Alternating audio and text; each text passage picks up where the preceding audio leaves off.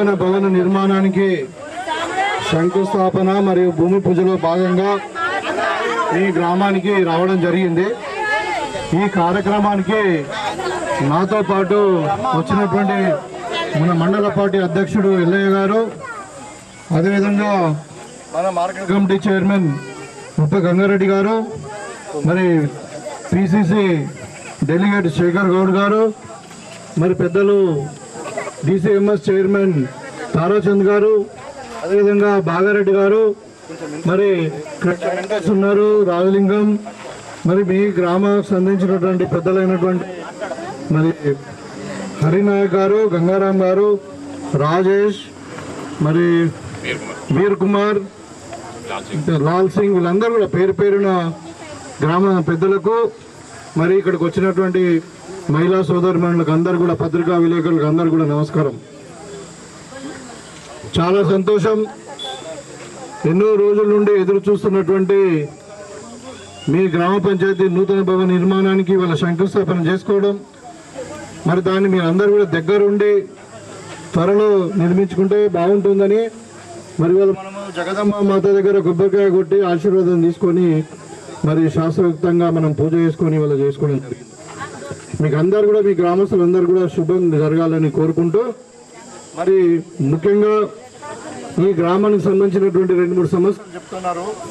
ఒకటి, డ్రైనేజ్ లేదని, రోడ్లు లేవని, మన గొల్లగుట్టలో కానీ చక్రతాండలో కూడా 2 కలిసి 1 కిలోమీటర్ రోడ్లు డ్రైన్లు కావాలంటున్నారు. తర్వాత అక్కడ ఫంక్షన్ హాల్ కావాలంటున్నారు. మనకు అక్కడ టెంపుల్ దగ్గర ప్లేస్ ఉందని అన్నారు. అదేవిధంగా అంగన్వాడీ స్కూల్ కూడా ఇన్కంప్లీట్గా ఉంది, దాన్ని కంప్లీట్ చేయమని అడుగుతా ఉన్నారు. ఇవన్నీ చాలా చిన్న సమస్యలు, తప్పకుండా చేసి పెడతాం. అయితే మీరందరూ కూడా, ముఖ్యంగా ఇక్కడ ఉన్నటువంటి మా అక్కజల్లు మహిళలకు అందరికీ రామ్ రామ్, జై సేవలాల్, జగదంబ మాతాకి, శివలాల్ మహారాజ్ కి, బాబు రామరావు మహారాజ్ కి. మీకు అందరు కూడా నేను ఒక 2 విషయాలు చెప్పాలా. గతంలో నేను ఎన్నికల కంటే ముందు ఈ గ్రామానికి 3-4 సార్లు రావడం జరిగింది. గల్లీ కూడా తిరిగినాం, ఇంటింటికి తిరిగినాం. ఇక్కడ గడప గడపకు కాంగ్రెస్ అని ప్రోగ్రాం తీసుకున్నప్పుడు పాపం ఇక్కడ చూస్తే చాలా మంది ఎంత పేదరికంలో ఉన్నారంటే వాళ్ళకి ఇండ్లు లేవు. సో వాళ్ళందరికీ కూడా ఇవాళ నేను చెప్పబోతా ఉన్నాను, మీ చక్ర తాండాకు, తర్వాత గొల్లగుట్ట తాండాకు మీకు ఇవాళ ఇందిరమ్మ ఇండ్లు శాంక్షన్ అయినాయి. మీరు ఎవరైతే ప్లాట్లు ఉండి మరి ఇల్లు కట్టుకుంటారో వాళ్ళందరూ కూడా మీరు ఇల్లు కట్టుకుంటే మీకు 400 చదరపు అడుగుల ఇల్లు వరకు 5 లక్షల రూపాయలు ప్రభుత్వం ఇస్తుంది. మీ దగ్గర ఇంకా 1 లక్షనో 2 లక్షలు ఉంటే ఇంకొక 2 రూములు ఎక్కువ కట్టుకోవచ్చు. 600 చదరపు అడుగుల వరకు, అంటే 600 స్క్వేర్ ఫీట్ వరకు కట్టుకోవచ్చు. తక్కువ కట్టుకున్నా ప్రాబ్లం అవుతుంది, యాప్ యాక్సెప్ట్ చేయదు, కంప్యూటర్ యాప్. తర్వాత ఎక్కువ కట్టుకున్నా కానీ అది మరి యాక్సెప్ట్ చేస్తలేదు. 400 నుండి 600 వరకు మీరు కట్టుకోవచ్చు. మీకు వీళ్ళ ఆల్రెడీ ఎక్కడుంది లిస్ట్, అది అంటే మన 24 మంది ఇప్పుడు ప్లాట్లు ఉండి కట్టుకుంటారు అంటున్నారు. 10 ఇండ్లు శాంక్షన్ అయినాయి, కానీ మీరు కట్టుకోండి, ఇంకా అవసరం ఉండి ఒక 5 కూడా ఎక్కువిస్తాం, ప్రాబ్లం లేదు. మొత్తం మీద నేను కోరుకునేది ఒకటే, 5 ఏళ్లలో మళ్ళీ ఎన్నికల వరకు ఇక్కడ ఇల్లు లేకుండా ఎవరు ఉండకూడదు, అందరికి ఇల్లు ఉండాలి. ఇక రోడ్లు కూడా అన్ని వేపిస్తాం, సో ప్రాబ్లం లేదు. ఇంకా డ్రింకింగ్ వాటర్ ఏదో అన్నారు కదా, డ్రింకింగ్ వాటర్ కూడా అది హైట్ మీద ఉంది కాబట్టి దాన్ని కూడా ఒక మార్గం కనుక్కుందాం. మొత్తం మీద మీకు ఇందిరమ్మ ఇండ్లు వచ్చినాయి, మీరు కట్టుకోండి. ఇవాళ సన్న బియ్యం వస్తున్నాయి. తర్వాత మీకు రాబోయే ఒక నెల రోజుల్లోనే అందరికి కూడా కొత్త రేషన్ కార్డులు కూడా వస్తాయి. కొత్త రేషన్ కార్డు కూడా అందరికి ఇస్తున్నాం. రేషన్ కార్డు ఇచ్చినాక కొత్త రేషన్ కార్డు వచ్చినప్పుడు కూడా సన్న బియ్యం ఇస్తాం. సో ఇవాళ భూభారతి చట్టం వస్తుంది, భూముల సమస్యలు ఉన్నాయి కూడా కొన్ని. ఇక్కడ మనకు పొడుగు సమస్య కూడా ఉంది, అది కూడా మీరు RYFR చట్టం కింద అప్పుడు ఇచ్చినటువంటి పట్టాలు ఏదైతే ఉందో ఇప్పుడు మళ్ళీ భూభారతిలో మీ దగ్గరికి అధికారులు వస్తారు, ఇక్కడ మీటింగ్లు పెడతారు. మరి మీరు అందరూ కూడా ఫిర్యాదులు, గ్రీవెన్సెస్ ఏదైతే ఉన్నాయో అవన్నీ మీరు చేసుకొని, మరి June 2 తర్వాత మన తెలంగాణ ఆవిర్భావ దినోత్సవం నుండి మనకు 15th ఆగస్టు వరకు ఈ సమస్యలన్నీ కూడా పరిష్కరించాలని చెప్పి ఒక టార్గెట్గా ప్రభుత్వం పెట్టుకున్నది. సరే, నాకు తెలిసి, నాకు పూర్తి విశ్వాసం ఉంది, ఇవాళ 100% భూములకు సంబంధించిన ఫిర్యాదులన్నీ కూడా భూభారతి చట్టం ద్వారా మనకు సమస్య తీరుతుందని అనుకుంటున్నాను. యువకులకు కూడా ఇక్కడ చాలా మంది పాపం యువకులు ఉన్నారు, పేదవాళ్ళు ఉన్నారు, రోజు కూలి చేసుకుని బతికే వాళ్ళు ఉన్నారు.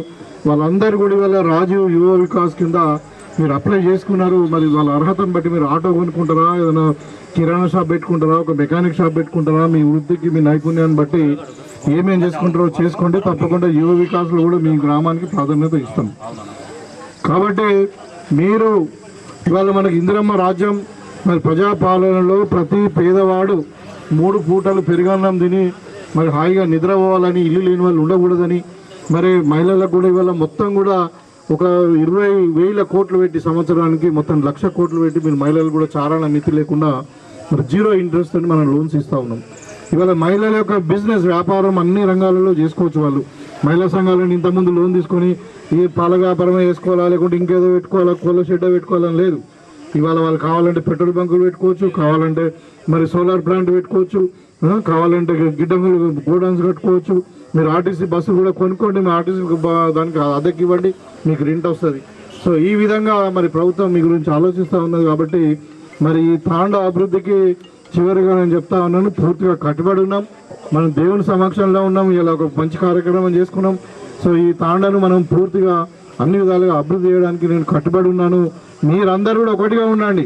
2 గొల్లగుట్ట తాండా, చక్రద తాండా 2 ఒకటే గ్రామం. ఇది మరి రోడ్డుకు అటు ఇటు ఉండొచ్చు, రోడే మధ్యన ఉన్నది, కానీ మీ మధ్యన రోడ్లద్దు, గోడలద్దు.